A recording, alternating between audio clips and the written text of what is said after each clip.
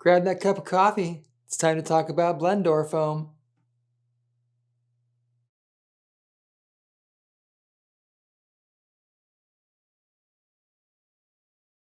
Blend door. Okay, let's talk about it. So there's 3 different ways you can go about it, from what I understand, of getting into these blend doors. One way is through the plenum, just past the radio. The other way is going down the heater core, which only gets you to one door. And then the third way, which no one does, is you take a whole dash out, take everything out, put a whole new piece in. So we opted for the first version that I mentioned because that actually gives you access to all the doors. Some people say it doesn't, but it actually does. So obviously what we're talking about here is the blend door for the heater and air conditioning. The foam wears out and starts blowing at you. And this happens in every single one. It's a pain in the butt, but you got to do it. We don't have to do it, but if you want it to work correctly. Now you have 2 different ways you can approach it. You can use the plugs, which is what we used. It's somewhere between like $6 and $12. I ordered 3 different ones because I just wanted to make sure that on the day of when I was there, the plugs, I had a couple different versions so that I knew it would fit. And it's a good thing I did because I wanted to use black and I ended up using the beige because it fit better. So they fit a little different. And the beige is nice too because then if you're kind of checking your work later, it's easy to see if one has fallen out versus the black, it kind of blends in. So you need that, or you can go with the tape method, which you can see on a couple videos online. You'll see that same tape in this video. We use that tape to seal the plenum back up after we cut it open. So I'm going to walk you through the process. Should have some video to show a little bit of it. That should give you enough to really know what's going on in there and see the before and after, or at least see like kind of the process and some of the close-up pictures of what you'll be finding when you go in there. Now, I don't know if it's exactly the same from 97 to 2004. I feel like I saw a video where it was a little different for somebody, but I will say what we found matched what we were expecting, if that says anything. Okay, so the first thing you're going to want to do is pop off the 2 side trim pieces in your dash. And I will say, make sure you put a rag or something over your shifter and tuck it in or sit it down there just so that, if you drop something, you're not scraping anything, damaging any other pieces in your car.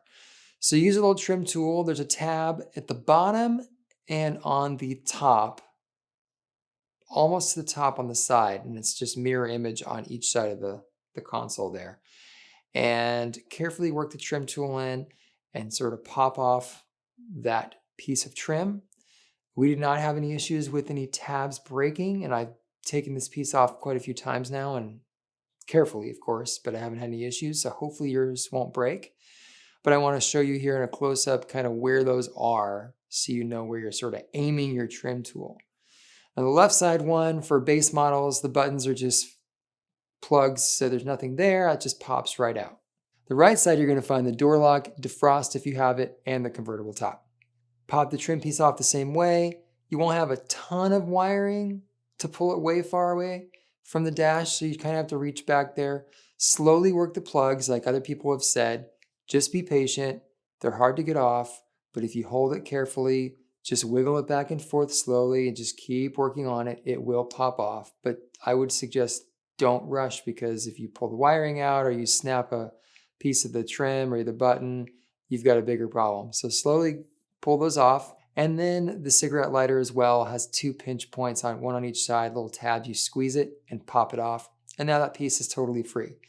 Now you're going to want to tuck these wires back into the dash because from here, once you start pulling the dash out, those wires will get caught. So just push those plugs back in the holes that they are coming out of. And then you're going to grab a T20 Torx, and you'll have 4 Torx little bolts, 2 on each side. It helps if you've got a magnetic Torx wrench. That way they won't fall into the dash or fall somewhere. Okay, once you remove those 4, you can easily pull the dash out, not the dash, but the console with the radio. Now I should mention, if you didn't pull the radio out separately, just be cautious pulling this out because you're gonna have to actually unhook the radio next. Also, don't grab too hard up on the vents or the cup holders because you can break those. My vent actually has a little bit of a, someone had broke one tab and then I accidentally was holding the console with my, on the top of that section, and that other tab broke. So I've since just put a piece of Gorilla Tape there to hold it. It doesn't affect functionality or anything. And once that's pressed back in, it actually press fit, keeps it all together. Everyone's center consoles might be a little different. Mine's got the vents, the cup holders, the radio, and then it's got a cubby and the AC controls.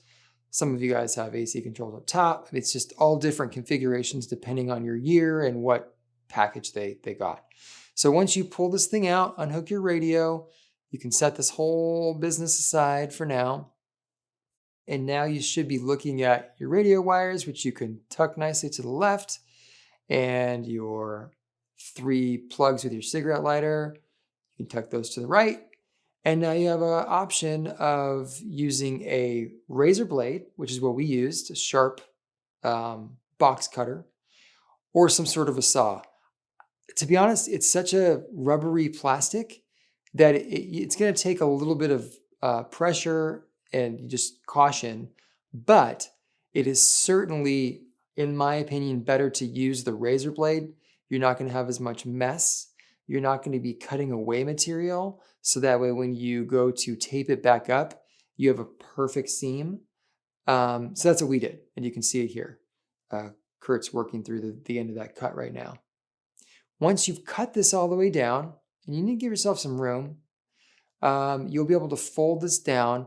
Now, it's not going to want to stay folded at first because it's been in that position, obviously, the entire life of the car. But once it's folded down, if you take some tape, I think we use painter's tape to keep it down, it will start to relax and stay down. And then actually, when you're done with the repair, it's going to be the opposite. It's not going to want to really go back up and stick in its spot. Its memory kind of goes pretty quick. So once you've cut that open, now you're sort of seeing what you're working with. You can shine a light in there and you can actually see more than I expected. And even reaching in there wasn't as hard as I thought it would be. It is a very tight space, and when your hand's in there, you are doing this by feel. I started to wear gloves. It is hard to feel around with gloves, like the nitrile gloves. Kurt decided he was going in there bare hand, and you can see the damage there if I show it of his hand. It's just because there's little sharp edges down there. So you just need to be really careful. If you're running your finger in there, just be very careful. Don't, try not to cut your hand up. You're probably not going to be able to avoid it. Also on the plenum, you can be cutting yourself on that as you're reaching in. It took some time, patience, just reaching in there with your fingers. You kind of poke a hole through the ones that are still existing, and you kind of just try and pull foam out. It'll fall to the bottom. You grab that out, and you just, you don't really need to remove these doors to get the foam off. As you start to pull it off, it sort of falls off. And even the foam that I collected in the bag that I'm going to show you, it still has the circle. So you're going to work through that. That took us probably 30 minutes to thoroughly get that out. I have a vacuum attachment with a little tube, and I was able to stick that down in there and sort of vacuum out what I could. Now, full disclosure, there's probably some by the heater core. I've heard that that's where some can collect. Obviously, I couldn't get to that from this side. So the next time, if I ever have to go in heater core work, I will pull that out and check down there and vacuum it out. But the door that you would access on the heater core version of this repair, we are accessing that door from this repair. So that will have been fixed. So at this point, you're cleaning everything out, and you might need those doors to move. So what you can do is you can turn your key partway to the accessory location, and that should allow you to turn on your air conditioner / heater. And as you mess with some of the buttons, if you're going up to the top vents or to the defrost, those doors will move. and give you more or less access, either cleaning them or when you're going to put the plugs back in. Now, when we put the plugs back in, we left the door that's on the left with the 4 bigger holes sort of sideways. And then the way Kurt did it is he took the plug, rubbed some of the silicone on the edge, reached in there, stuck it in, and then just sort of kind of twisted it a little bit back and forth to sort of jelly up that, get it to go around a little bit. And just to make sure it was kind of a complete seal. And then he just held it in place for, 5 seconds, 10 seconds, and then let it go. And none of them ever fell out. There were a lot more holes than we thought, and we used most of the plugs, and I can show you what we had left of the kit because I kept the remaining 4, I believe. So yeah, you're working through there. It's just takes some time just to do however many plugs there were. I could probably get you a number on screen here. Might have been 16, I can't remember. So you get those done, and you can see from these pictures, there's a picture of it with the holes open.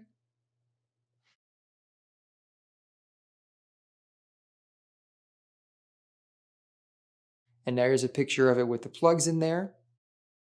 I wouldn't recommend running your heat for a little while just so that it can cure. Like once you've got these in there, I didn't run my heat or air for a couple days. I figured that was plenty of time for it to set up. When I did eventually run my air, a lot more blew out. And you can see a picture of that here all over the floor.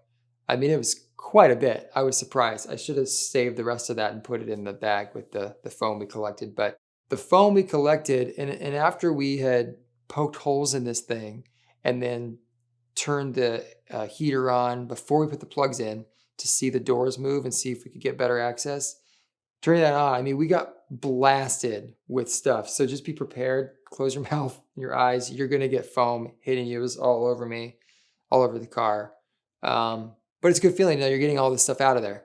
And you're putting a fix that, it's not putting a foam fix in there, which to me is better to do the plugs. Between the plugs and the tape, I don't think there's really like a better or worse. The plugs are a cleaner installation, even though nobody's ever going to see it. We just felt like it looked cleaner. It's a solid surface. It just seemed like a better route to go, even though you're going to use the tape on the plenum and it's going to look ugly. Also, as you see here now that we've got it all taped up, at the top, some people are concerned about having the tape go over the top because you might see it through the vent. That is not the case. I mean, I've never been able to see it. I think it's because the piece that sits into the plenum is a black piece of plastic with foam on the backside, and that hides all of that. So I wouldn't worry about that too much. I just make sure you get a nice solid deal there. Now, a week or two after we finished this project, we went in to do the stereo removal, and I have a little scope camera, and I shoved it down in there, and everything was still as is, and the heat definitely works. All the things change direction when you turn it on, different modes. There's no weird smell or anything that I've noticed. There's still a little bit of foam that's probably going to work its way out over some more time, that's just trapped in different places. I will say it's a little bit louder when it's, I think, on the window defrost for the windshield, but I say that with the caveat of I don't know how loud it really would have been from the factory. And also I had it at, when I was testing it after we finished this a few days later and I was testing it all out, I had it at a full, it was like all the way up as far as speed. So I imagine if your fan speed is at max, it's going to be loud regardless. So, something to think about. Didn't hear any weird whistles or anything like that. But again, it could be different for different people depending on just little tolerances in your blend doors. So that was our approach. I would deem it complete success. I don't think I would go the other route if it were me, unless you really wanted to pull the heater core out and just make sure you vacuumed out stuff. But that's a lot of stuff to take out for that one thing. I just didn't think it was worth it. So hope this helps. Hope this showed you some other angles in addition to the other videos again that are out there. Help Me DIY's got one. Watch that one too. I think he uses the tape, and that gives you the two different methods of doing the blend door, and it'll forever be done. You'll never have to worry about it again, which is a good thing.